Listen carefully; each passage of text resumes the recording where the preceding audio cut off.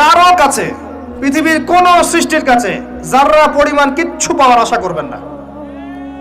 একটু আশা করবেন আপনি কষ্ট পাবেন। কারো কাছে কোনো আশা করতে যায় না, শুধু আল্লাহর কাছে আশা করেন। সমস্ত কাজের প্রতিদান আল্লাহর কাছে চান, পরকালে আপনি সুখে থাকবেন ইনশাআল্লাহ। শেষ হাসি আপনি হাসবেন ইনশাআল্লাহ।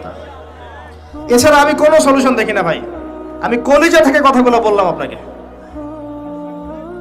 আর যে কথা কলিজা থেকে বের হয় সেই কথা আপনার কলিজার মধ্যে আঘাত করবে ইনশাআল্লাহ। সব কাজ শুধু আল্লাহর জন্য করেন, কেউ আপনার আপন না। আল্লাহ ছাড়া কেউ আপনার আপন নয়।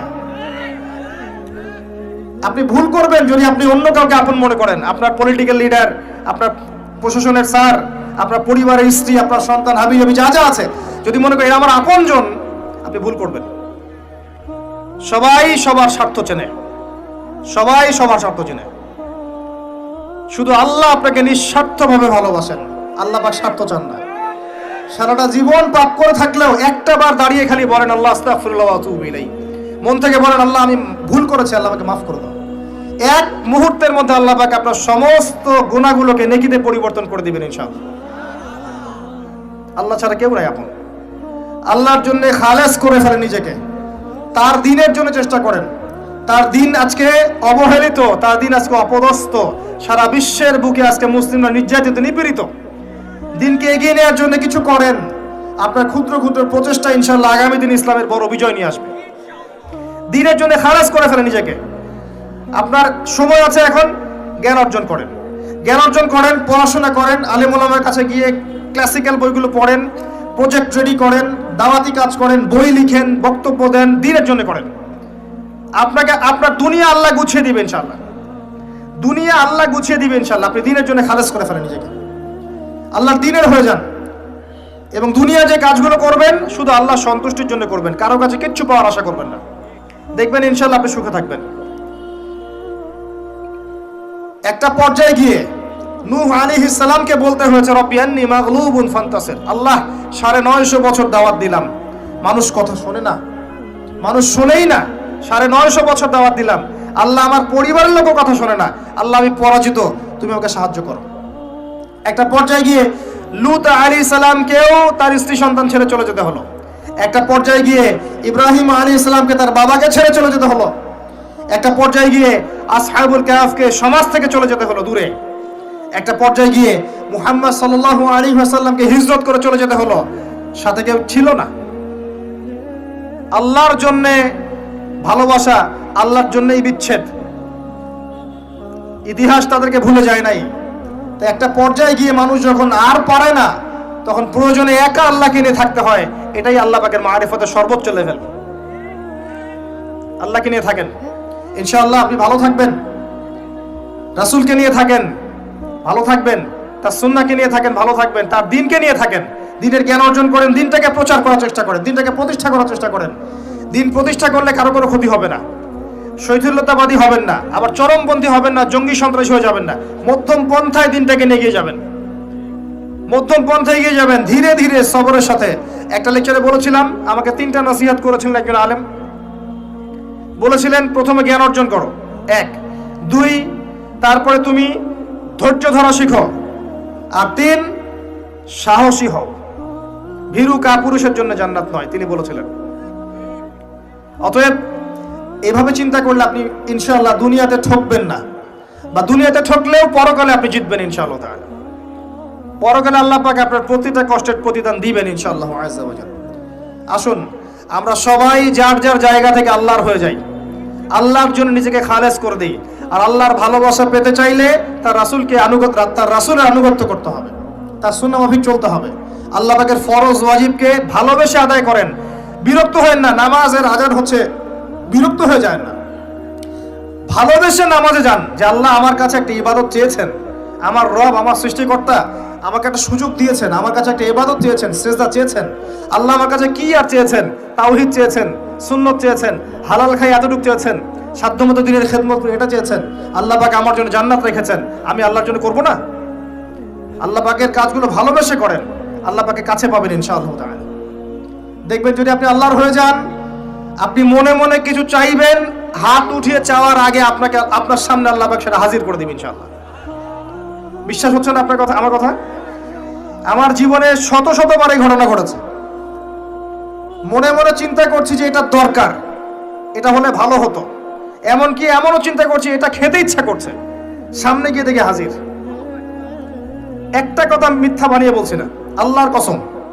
এমনও হয়েছে যে আমি মনে মনে চিন্তা করেছি যে এটা খেতে ইচ্ছা করছে, খেতে পারলে ভালো লাগতো। যেখানে গিয়েছি দেখি সেই বাড়ির মালিক সেটা সার্ভ করেছে। এমন একটা ঘটনা আপনাকে বলি যে আমি এক জায়গায় যাচ্ছি, জিজ্ঞাসা করছি যে কি রান্না করছো, বলছে খিচুড়ি রান্না করছে। ঠিক আছে, খুব খুশি, খিচুড়ি খাবো বাসায় গিয়ে। কোনো একটা কারণে রাস্তায় আমার একটা বিপদ হলো। বিপদ হওয়ার পরে আমি বাসায় যেতে পারলাম না, কোনো একটা জায়গায় আমাকে থাকতে হলো অল্প সময়।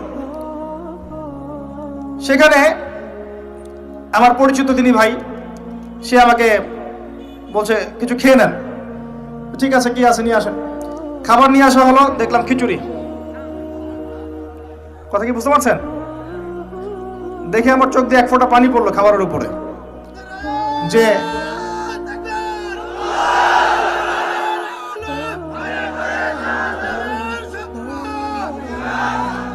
দাঁড়ান, আল্লাহ পাক এতই কাছে, এতই কাছে। যদি আপনি আল্লাহর হয়ে যান, আল্লাহর জন্য খালেস করে ফেলেন নিজেকে, আপনি দেখবেন আপনি যা চাচ্ছেন আল্লাহ পাক আপনার মনের কথা শুনে নেবেন, আপনার সামনে হাজির করে দিবেন ইনশাআল্লাহ। কিচ্ছু ভাববেন না, আল্লাহকে ছাড়া কোনো দিকে ভাবার দরকার নাই। আল্লাহর দিন আজকে একটা চরম অবমাননাকর জায়গার মধ্যে আছে, আপনি বুঝতে পারছেন না। দুই চোখ দিয়ে দেখেন, সারা বিশ্বের প্রেক্ষাপটের সাথে মুসলিমদের অবস্থা মেলান, দেখবেন আমরা আর সে আগের জায়গায় নাই। আমাদের অবস্থা এখন ভালো নয়, প্রত্যেকটা দিক থেকেই ভালো নয়। ধর্মের ক্ষেত্রে না, ইকোনমিক্সে না, পলিটিক্সে না, জিও পলিটিক্সে না, সোশ্যালি না, সংস্কৃতিতে না, কোনো ক্ষেত্রেই নাই। আমরা সে আগের জায়গায় নাই এখন আর। এই জায়গায় রিগেইন করতে হলে আমাদেরকে বেসিক কাজগুলো করতে হবে। আবার নামাজি হতে হবে, আমাদেরকে আবার রোজা রাখতে হবে, আবার দিনের খেদমতের চেষ্টা করতে হবে, কোরআন শিখতে হবে, আবারও সুন্নায় ফিরে আসতে হবে। ইনশাআল্লাহ তাআলা দেখবেন আস্তে আস্তে আস্তে আস্তে এমন প্রজন্ম গড়ে উঠবে যারা ইসলামের পতাকা নিয়ে সামনে এগিয়ে যাবে ইনশাআল্লাহ। আসেন, আপনাকে আমি পারিবারিক বিষয়গুলো আর বেশি বলতে চাচ্ছি না আজকে। আর একদিন ইনশাআল্লাহ আমি টোটাল লেকচারটাই আদর্শ ইসলামিক পরিবার এবং সমকালীন ফিতনাগুলোর উপর দিব ইনশাআল্লাহ। সামনে যান, ফিতনা আপনার অর্থনীতির মধ্যেও আছে। খুব কম মানুষ আছে আমাদের এখানে যারা অর্থনৈতিক জীবনে হালাল খাচ্ছে, ম্যাক্সিমাম সুদ খাচ্ছে। অনেকেই ঘুষ খাচ্ছি আমরা, অনেকেই দুর্নীতি করছি, অনেকে ঠকবাজি করছি, অনেকে মানুষের হক নষ্ট করছি না? কারো রিজিকে যদি একটা টাকা এরকম হারাম চলে আসে, এই রিজিক দিয়ে আল্লাহর ইবাদত করলে ইবাদত কবুল হবে না। খুব সাবধান। নবীজি আগেই বলেছিলেন সাল্লাল্লাহু আলাইহি ওয়াসাল্লাম, যে সুদ খায়, যে সুদ দেয়, যে সাক্ষী থাকে, যে লিখে রাখে, সবাই সমান অপরাধী। দিব্যি আমরা খাচ্ছি। নবীজি বলেছিলেন সাল্লাল্লাহু আলাইহি ওয়াসাল্লাম, যেটা মায়ের সাথে জেনা করার মতো অপরাধ এবং আল্লাহ এবং তার রাসূলের সাথে যুদ্ধ করার মতো অপরাধ, দিব্যি আমরা খাচ্ছি, দিব্যি খাচ্ছি, পরোয়াই নাই কোনো। এক দিরহাম সুদ খেলে নবীজি বলেছেন সাল্লাল্লাহু আলাইহি ওয়াসাল্লাম 36 বার জেনার পাপ হয়, 36 বার। দিব্যি খাচ্ছে, কোনো পরোয়া নাই। তবে আলহামদুলিল্লাহ এখন এই কথাগুলো শুনে অনেক মানুষ সুদি কারবার থেকে সরে এসেছেন, আমি জানি। আমি দোয়া করি মন থেকে আল্লাহ পাক তাদেরকে বেহিসাব রিজিক দান করুন। রিজিকের মালিক কে ভাই?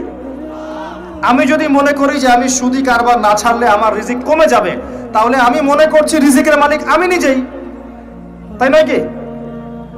আল্লাহর উপর তাওয়াক্কুল করে ছেড়ে দিয়ে দেখেন, আল্লাহ পাক আপনার জন্য আসমান জমিনের বরকতের দরজা খুলে দেবেন ইনশাআল্লাহ। বিশ্বাস করছেন না আমার কথা? রিজিক কার হাতে? সমুদ্রের নিচে কোটি কোটি মাখলুক আছে, কে খাওয়ায়? এই জমিনের উপরে কোটি কোটি কীটপতঙ্গ আছে, কে খাওয়ায়? আপনি কি 10টা হাতির দায়িত্ব নিতে পারবেন? এই শত শত হাতিকে কে খাওয়ায়? গবাদি পশুকে কে খাওয়ায়? জীবজন্তুকে কে খাওয়ায়? এই পৃথিবীতে কোনো মানুষ না খেয়ে মারা যেত না যদি তারা আল্লাহর বিধান অনুযায়ী অর্থনৈতিক জীবন পরিচালিত করত। যদি ওরা সুদ না খেত, সুদ খাওয়ার পর রিজিক কমে গেছে, আর তারা যদি যাকাতটা ঠিক মতো দিত, তাহলে দেখতেন দারিদ্রতা বলে কিছু থাকতো না। ধনী গরিব থাকতো, কিন্তু সবাই একটা সাম্যাবস্থায় থাকতো, কেউ একেবারে নিষ্পেষিত হতো না। কারণ যাকাত এবং ব্যবসার মধ্য দিয়ে টাকা পয়সা ঘুরতে থাকে, এক হাত থেকে আর এক হাতে যেতে থাকে। আর রিবার মধ্য দিয়ে টাকা পয়সা এক শ্রেণীর মানুষের হাতে চলে যায়, ধনীদের হাতে চলে যায়, আর গরিবরা আস্তে আস্তে দারিদ্রতার অতল তলে যেতে থাকে। আপনার অর্থনৈতিক জীবন ঠিক নাই, দেখবেন এখানে ফিতনার শেষ নাই। অন্যদিকে আসেন, আপনি সামাজিকভাবে দেখেন, সামাজিক জীবনে ফিতনার শেষ নাই। খেয়াল করে দেখেন, আত্মীয়তার সম্পর্কগুলো নষ্ট হয়ে যাচ্ছে। খেয়াল করে দেখেন, এখন টাকার জন্য সন্তান বাবাকে হত্যা করে, সন্তান মাকে হত্যা করে, ভাই ভাইকে হত্যা করে, বোন বোনকেও হত্যা করছে। প্রতিবেশীর হক আমরা দিতে পারছি না, আত্মীয়তার হক দিতে পারছি না। জমি নিয়ে দ্বন্দ্ব, বাড়ির সীমানা নিয়ে দ্বন্দ্ব, ব্যবসা নিয়ে দ্বন্দ্ব, দ্বন্দ্বের শেষ নাই। এটা সোশ্যাল জীবনে হচ্ছে। আবার ইকোনমিক সেকশনে এমনও হচ্ছে, ব্যবসা করছি হালাল মনে করে, এখানে সুযোগ বুঝে সিন্ডিকেট করছি, মজুতদারি করছি, ইচ্ছা করে দাম বাড়িয়ে দিচ্ছি, মানুষকে বিব্রত করছি, গভর্নমেন্টকে বিব্রত করছি। এগুলো আমরা কৃত্রিম সংকট তৈরি করছি, মাপে কম দিচ্ছি, ব্যবসা করছি মাপে কম দিচ্ছি। অমুসলিম ব্যবসা করছে, মাপে সঠিক দিচ্ছে। অমুসলিম ব্যবসা করছে, মাপে সঠিক দিচ্ছে। অমুসলিম ব্যবসায়ী সিন্ডিকেট করছে না। একজন হিন্দু ব্যবসায়ী, আল্লাহ পাক তাকে হেদায়েত করুক, সে মাপে কম দিচ্ছে না, সিন্ডিকেট করছে না, কৃত্রিম সংকট তৈরি করছে না, মুসলিমরা করছে। রমজান মাসকে কেন্দ্র করে মুসলিমরা ব্যবসা করে নিচ্ছে, সুবহানাল্লাহ। আর মানুষ সামান্য নিত্য প্রয়োজনীয় দ্রব্যের জন্য ট্রাকের পিছনে দৌড় দিচ্ছে। কি একটা দৃশ্য, সুবহানাল্লাহ। এর ফলাফল আপনি পাবেন, মানুষের হক নষ্ট করার ফলাফল পাবেন। কিয়ামতের মাঠে এর বিচার না করে আল্লাহ পাক ছাড়বেন।